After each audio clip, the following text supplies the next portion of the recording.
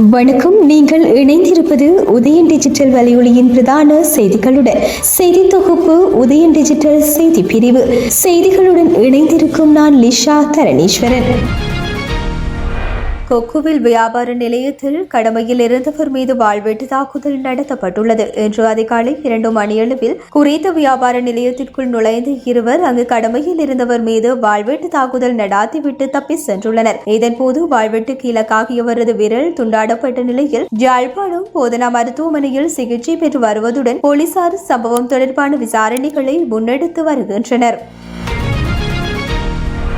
வடமராட்சி கிழக்கு வத்திராயன் பகுதியில் 200 கிலோ எடையுடைய கேரள கஞ்சா இன்றைய தினம் அதிகாலை மீட்கப்பட்டுள்ளது. வெற்றிலைக்கேணி கடற்படையினருக்கு கிடைக்கப்பெற்ற ரகசிய தகவலை அடுத்து போலீஸ் விசேட அதிரடி படையினருடன் வத்திராயன் கடற்கரை பகுதி கடற்படையின் திடீர் சுற்றி வளைப்பு மேற்கொள்ளப்பட்டது. இந்த தேடுதலின் போது கடத்தி செல்வதற்காக தயார் நிலையில் காணப்பட்ட 123 கிலோ கேரள கஞ்சா முதலில் மீட்கப்பட்டதை தொடர்ந்து மேலும் கஞ்சா மீட்கப்பட்ட நிலையில் மொத்தமாக 200 கிலோ கேரள கஞ்சா மீட்கப்பட்டுள்ளது. மீட்கப்பட்ட கேரள கஞ்சா மேலதிக சட்ட நடவடிக்கைகளுக்காக மருதங்கேணி போலீசாரிடம் ஒப்படைக்கப்பட்டுள்ள நிலையில் சம்பவம் தொடர்பில் இதுவரை எவரும் கைது செய்யப்படவில்லை என்பதும் குறிப்பிடத்தக்கது.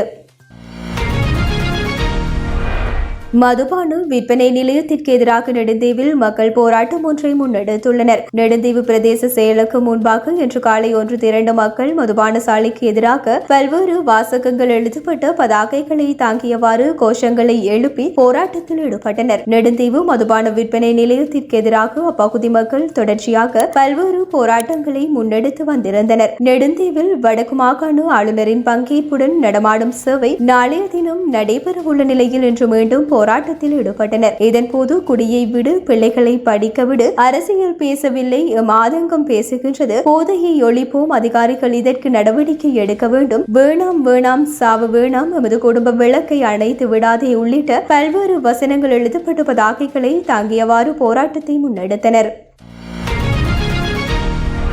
வடக்கு மாகாண முதலமைச்சர் வேட்பாளராக போட்டியிடும் நோக்கம் இல்லை என்று நாடாளுமன்ற உறுப்பினர் எஸ். ஸ்ரீதரன் தெரிவித்துள்ளார். கிளிநொச்சியில் நடைபெற்ற ஊடக சந்திப்பிலேயே குறித்த விடயத்தை தெரிவித்தார். தொடர்ந்து கருத்து வெளியிட்டு அவர் மாகாண சபை தேர்தல் நடாத்துவதாக இருந்தால் தேர்தல் திருத்தம் முதலில் நாடாளுமன்றத்தில் நிறைவேற்றப்பட வேண்டும். முன்னாள் நாடாளுமன்ற உறுப்பினர் சுமந்திரனால் தனிநபர் பிரேரணை கூட கொண்டு வரப்பட்டிருந்தது. ஆனால் 50% தொகுதி மற்றும் விகிதாசார முறைக்கு தென்னிலங்கையிலும் கடும் எதிர்ப்பு வந்தது.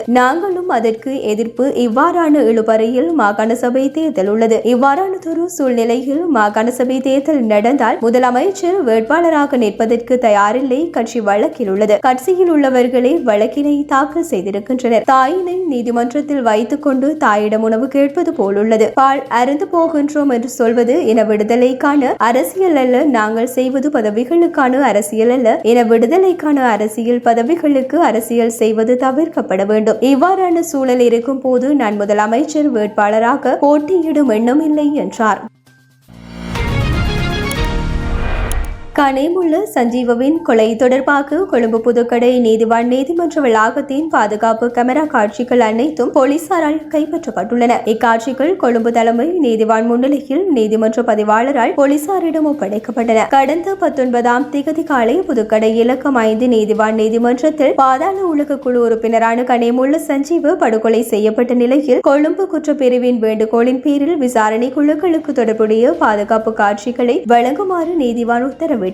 இதன் அடிப்படையில் கனேமுள்ள சஞ்சீவவின் கொலைக்கு உதவிய குற்றச்சாட்டு மினுவாங்கோடு பகுதியில் சமீபத்தில் கைது செய்யப்பட்டு மேலும் 2 சந்தேக நபர்கள் எதிர்வரும் 7ஆம் திகதி வரை விளக்கமறியலில் வைக்கப்பட்டுள்ளனர். நாடாளுமன்ற உறுப்பினர்களான ராசமாணிக்கம், சாணக்கியன் மற்றும் ராமநாதன் அர்ஜுனா ஆகியோரால் இன்று நாடாளுமன்றத்தில் அமைதியின்மை ஏற்பட்டது. மட்டக்களப்பில் தொடர்ச்சியாக இடம்பெறும் வாழ்வெட்டு சம்பவங்கள் தொடர்பாக நாடாளுமன்ற உறுப்பினர் ராசமாணிக்கம், சாணக்கியன் சபையில் கேள்வி எழுப்பியதை அடுத்து அவரது ஒளிவாங்கி இடைநிறுத்தப்பட்டது. கடந்த 20ஆம் திகதி மட்டக்களப்பு ஆரையம்பதி மகா வித்தியாலய விளையாட்டு மைதானத்தில் விளையாடிக் கொண்டிருந்தவர்கள் மீது மர்ம குழு ஒன்று வாழ்வெட்டு நடத்தியதில் 2 படுகாயமடைந்தனர். அதேபோல நேற்றும் மட்டக்களப்பு கல்லடி பாலத்திற்கு அருகில் உள்ள உணவகம் ஒன்றிற்கு முன்னால் நடந்த வாழ்வீட்டு தாக்குதலில் ஒருவர் கொல்லப்பட்டிருந்தார். குறித்த இரு சம்பவங்கள் தொடர்பில் இன்றைய நாடாளுமன்ற அமர்வின் போது ரசமாணிக்கம் சாணக்கியன் கருத்து தெரிவிக்க முயன்ற போது சபாநாயகர் குறுக்கிட்டு இது ஒழுங்கு பிரச்சனை அல்ல, எனவே சபை ஒத்திவைப்பு பிரேரணையின் போது இதனை கொண்டு வரலாம் என்ற சபாநாயகரின் கருத்தால் சபையில் அமைதியின்மை ஏற்பட்டது. இதேவேளை நாடாளுமன்ற உறுப்பினர் ராமநாதன் அர்ஜுனாவும் திருகோணமலை மருத்துவமனையில் மருத்துவர் ஒருவர் நோயாளர்களை தாக்கிய சம்பவம் தொடர்பில் சபையில் கேள்வி எழுப்ப முற்பட்ட நிலையில் சபாநாயகர் அவருக்கு அனுமதி வழங்க மறுத்ததால் நாடாளுமன்ற உறுப்பினர் ராமநாதன் அர்ஜுனா நாங்கள் தமிழில் பேசினால் உங்களால் கேட்க முடியாதா என சபாநாயகரிடம் கோபமாக நடந்து கொண்டார். அதனைத் தொடர்ந்து தனது நடவடிக்கை குறித்து சபாநாயகரிடம் மன்னிப்பும் கோரியிருந்தார். எனினும் எதிர்க்கட்சி தலைவர் சஜித் பிரேமதாச தலையீட்டு நிலையில் கட்டளைக்கு அமைய நாடாளுமன்ற உறுப்பினர்களான சாணக்கியன் மற்றும் அர்ஜுனாவுக்கு ஒவ்வொரு நிமிடங்களை பெற்றுக் கொடுக்குமாறு கோரிய நிலையில் அவர்கள் பேச ஒரு நிமிடம் வழங்கப்பட்டுமை குறிப்பிடத்தக்கது.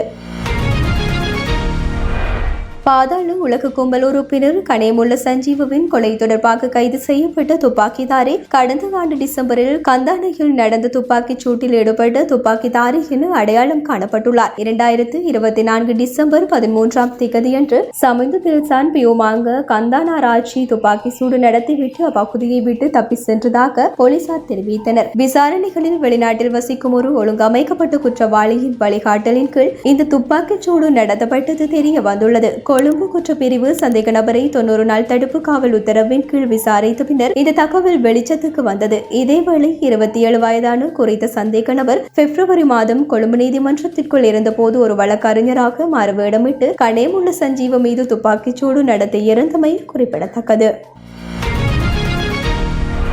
மட்டக்களப்பு கல்லடி பாலத்துக்கு அருகாமையில் உள்ள ஹோட்டல் ஒன்றிற்கு முன்னால் வீதியோரத்தில் வட்டாரக வாகனத்தில் மரக்கறி வியாபாரம் செய்வோருக்கு இடையே ஏற்பட்ட மோதலில் ஒருவர் உயிரிழந்துள்ளார். இந்த சம்பவம் நேற்றிரவு இடம்பெற்றுள்ளதுடன் சம்பவத்துடன் தொடர்புடைய 4 சந்தேக நபர்கள் கைது செய்யப்பட்டுள்ளதாக போலீசார் தெரிவித்துள்ளனர்.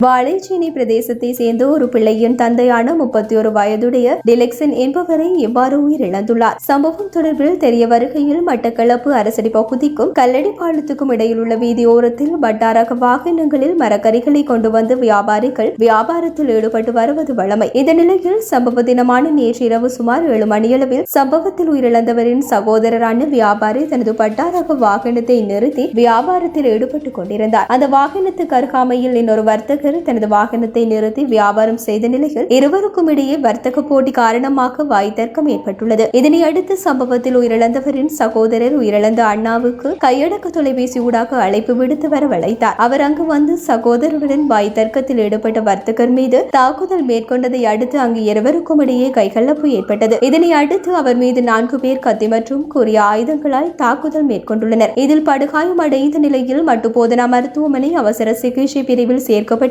சிகிச்சை பலனின்றி உயிரிழந்துள்ளார் என போலீசாரின் ஆரம்பகட்ட விசாரணையில் தெரிய வந்துள்ளது. இதனிடையே தாக்குதலை மேற்கொண்டு அங்கிருந்து தப்பியோடிய கொக்குவில் பிரதேசத்தை சேர்ந்த 4 வர்த்தகர்களும் போலீசாரிடம் சரணடைந்ததை அடுத்து அவர்கள் கைது செய்யப்பட்டுள்ளனர். சம்பவ இடத்துக்கு தடயவியல் பிரிவு போலீசார் வரவழைக்கப்பட்டு மேலதிக விசாரணைகளை மட்டு தலைமையக பெரும் குற்றத்தடுப்பு பிரிவினர் மேற்கொண்டு வருகின்றனர்.